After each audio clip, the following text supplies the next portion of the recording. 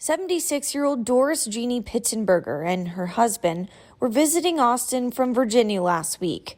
On Wednesday at around 9 in the evening, they left the La Quinta off Old Torf Street and I-35 in southeast Austin. They were walking hand in hand, crossing the road to get a bite to eat. He said he heard a sound and her hand was no longer in his hand. And then he was very confused and thought, well, did she suddenly beat me across? Or so he looked around and didn't even see her.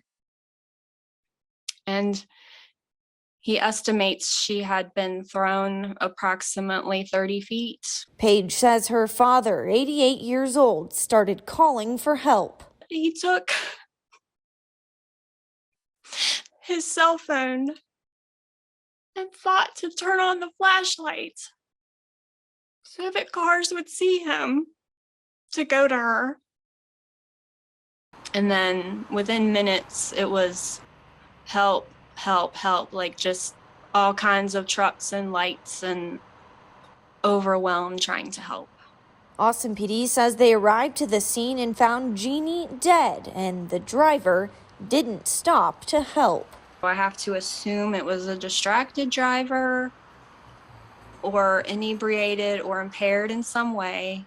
For the love, stop texting and driving if that's what this was.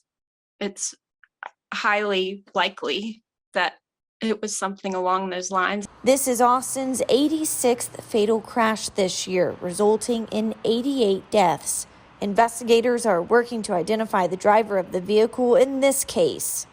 We know that nothing will bring her back, but I believe in accountability. Paige says this is a huge loss to her family. My mother was just the pure example of love and service. She was a servant, always wanted to build community wherever she went and make friends. And she and my dad were world travelers. They just loved seeing the whole world.